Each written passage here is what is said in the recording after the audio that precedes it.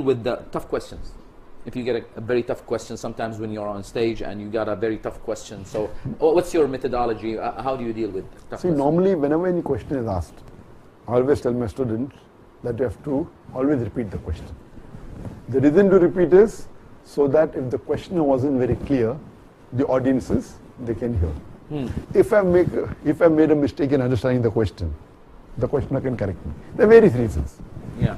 Secondly, restating the question again in your own words. In a nutshell. In a nutshell. And it gives you time to prepare the question also. Now there are times which it's a new question. I'm hearing it the first time. I don't know the answer. But as a routine, brothers asked an intelligent question. Or brothers asked a good question. And you compliment the question, yeah. And I'll give you an example of it. And I mean, there were times when I didn't know the answer. For example, one question was asked to me in Dubai by a Hindu who was called Rahul. And he has been one of the followers who have done a lot of research on the internet, attacking me with the most difficult questions.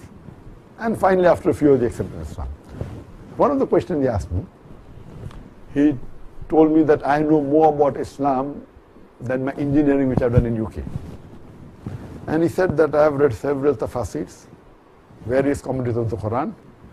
When the first verse of the Quran was revealed to Muhammad sallallahu alaihi wasallam by Archangel Gabriel told him, Iqra. And the Prophet replied, Ma ana biqari. I'm not learning. If it's there in all the tafsir. What I want to know, what did the Archangel Gabriel show to Muhammad sallallahu alaihi wasallam? Because when Muhammad sallallahu alaihi wasallam said, I am not learned, something must have been shown by Archangel Gabriel to Muhammad sallallahu alaihi wasallam. I want to know, no tafsir mentions what did Archangel Gabriel show him. I want to know what he showed him, where is it preserved? Which museum has it? There is no tafsir. The one that he gave him and said, yes. Because when the Prophet said, I am not learned, I cannot read. You cannot read. What was that thing? What did he show him? I have read the tafsir. No tafsir says he showed him something. And his question is logical. I said, brother, Rahul has asked a very good question. As usual, I don't know the answer. Then Allah's help comes. And it has happened many times.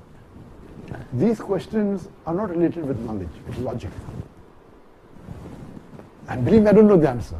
And brother Rahul asked a very good question. And then when I finished my introduction, the answer comes from Allah. Then I asked brother Rahul, Ilham is the right word, but he stopped coming, only comes from Rasul. Yeah, Ilham. So I asked brother Rahul, I asked that, can you understand German? So he said no. Can you read German? He said no. I said, did I show you something that you said no?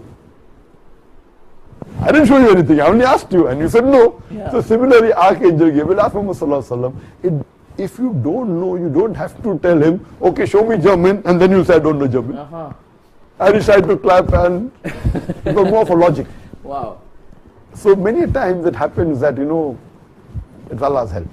Allah's help? Allah's help comes. And you're smart? I don't consider myself to be smart, but Allah helps me, that's important. Do you believe that the daya should be smart? You have people skills? Should be smart. IQs matters or EQs, or you don't? Both are important. But most important is Allah's help. If Allah's help is there, all these cues come later on. So you said Allah's help. So do you mean all the other da'iyas who are not succeeding this way, they're not getting Allah's help? Or what do you think about that? Sure. If Allah helps you, you have to succeed. It is not Allah's fault. They may not be following the guide. Not that they're not good Muslims. I'm not saying they are very good Muslims. Yeah. But the main thing, as Allah says, that you have to strive in Allah's pathway.